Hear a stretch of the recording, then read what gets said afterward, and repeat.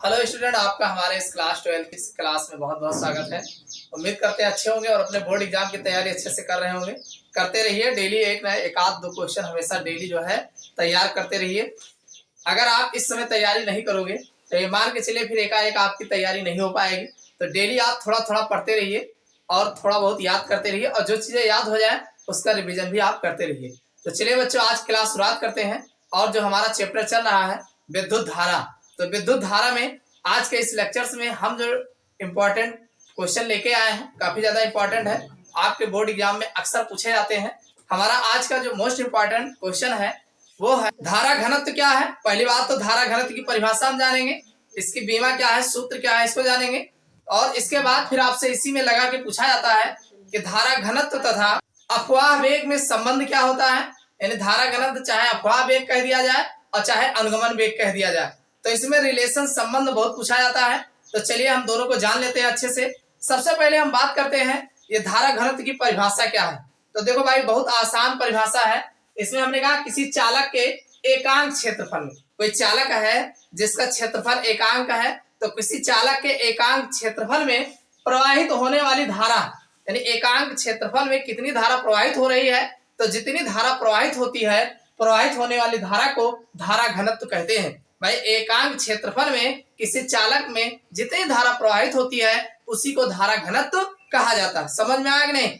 आप आराम से बता सकते हैं किसी चालक के एकांक क्षेत्रफल में, वही चालक है जिसके एकांक क्षेत्रफल में प्रवाहित होने वाली धारा को, यानी जितनी धारा प्रवाहित होती है उसी को जो है धारा घनत्व कहते हैं। और एक बात ध्यान रखना, धारा घनत्व को जो है जे से प्रदर्शित करते हैं। किससे प्रदर्शित करते हैं?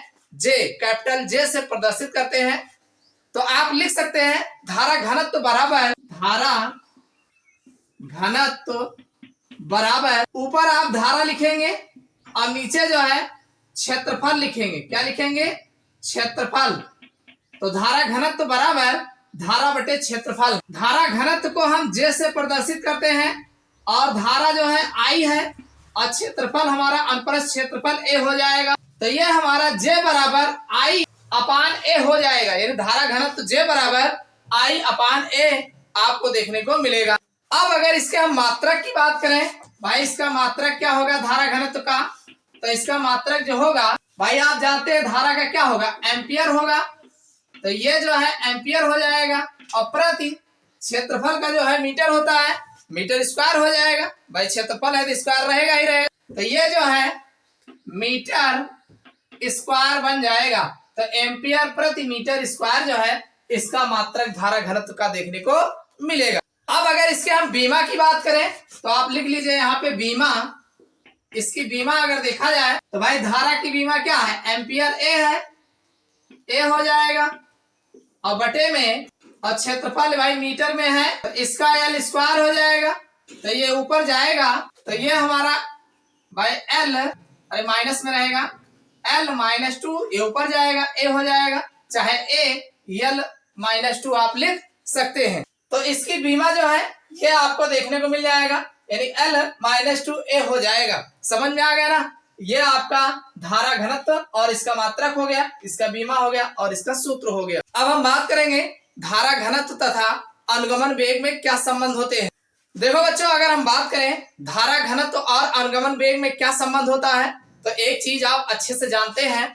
माना, आप बताएंगे, माना एल लंबाई का चालक है जिसके सिरों पर V विभवांतर लगाया गया है। आप बताएंगे यदि चालक के एकांक आयतन में मुक्त इलेक्ट्रॉनों की संख्या n हो, तो भाई एकांक आयतन में मुक्त इलेक्ट्रॉनों की संख्या अगर n मान लिया जाए तथा चालक का अनुप्रस्थ क्षेत्रफल a हो, तो चालक में प्रवाहित धारा, भाई आप जानते हैं धारा आई होता है, आई बराबर आपको अच्छे से पता है NEAVD।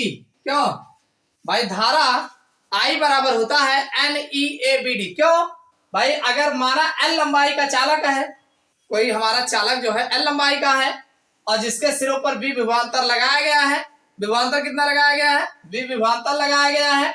और यदि चालक के एकांक आयतन में मुक्त इलेक्ट्रॉनों की संख्या n हो, स्मॉल n हो तथा चालक का अनुप्रस्थ क्षेत्रफल कैपिटल A हो तो चालक में प्रवाहित धारा I बराबर NEABD। ये फार्मूला आपको अच्छे से पता है और याद भी होगा। तो एक चीज आप जानते हैं, A को अगर हम I के नीचे ले लें I/A तो बराबर क्या बचेगा, यहाँ पे भाई N बचेगा, E बचेगा और VD बचेगा, यही तो बचेगा। अरे A का उठा के निचवा कर देंगे तो I/A बराबर क्या बनेगा, NEBD बचेगा और तो कुछ नहीं बचेगा ना। तो और एक चीज आप जानते हो, I यानी ये J बराबर होता है I/A होता है, क्या होता है I/A, तो I/A बना है तो इसको J लिख सकते हो, तो J बराबर NEBD। यही हमारा धारा घनत्व और अनुगमन वेग में संबंध को प्रदर्शित करता है, यानी J बराबर NEBD जो है आपको देखने को मिल जाए। तो समझ में आ गया होगा, कुछ नहीं करना है, आप बताएंगे कि माना मेरा कोई चालक है जिसकी लंबाई L है तथा इसका अनुप्रस्थ क्षेत्रफल A हो और चालक के सिरों पर लगाया गया विभवांतर B हो तथा चालक में मुक्त इलेक्ट्रॉनों की संख्या N हो, तो चालक में प्रवाहित धारा I बराबर NEABD बताएंगे। फिर आप A को नीचे फेंकेंगे, I/A बराबर NEBD हो जाएगा। आप बताएंगे जहां J बराबर I/A होता है, भाई जहां J बराबर क्या होता है I/A होता है, तो यहाँ J बराबर इसकी जगह पे J लिख देंगे और NEBD जो है आपको देखने को मिल जाएगा। तो यही संबंध जो है अनुगमन वेग, भाई BD कौन है, अनुगमन वेग है, इसी का दूसरा नाम अपवाह वेग है, ध्यान रखना। और दूसरा धारा घनत्व कह रहा है, भाई ये धारा घनत्व ये आपका जो J है में संबंध को जो है प्रदर्शित करता है। हेडिंग सही कर लेना, अनुगमन वेग तथा धारा घनत्व में संबंध। तो इस तरीके से अनुगमन वेग और धारा घनत्व में संबंध जो है आपको देखने को मिलेगा। समझ में आया कि नहीं? तो उम्मीद करता हूं समझ में आ गया होगा धारा घनत्व क्या होता है और इसमें जो है धारा घनत्व और अनुगमन वेग में क्या संबंध होते हैं। वीडियो समझ में आ गया हो तो वीडियो को लाइक कर दीजिएगा, चैनल पर नए सब्सक्राइब कर लेना। फिर मिलते हैं अगले क्लास में किसी नए टॉपिक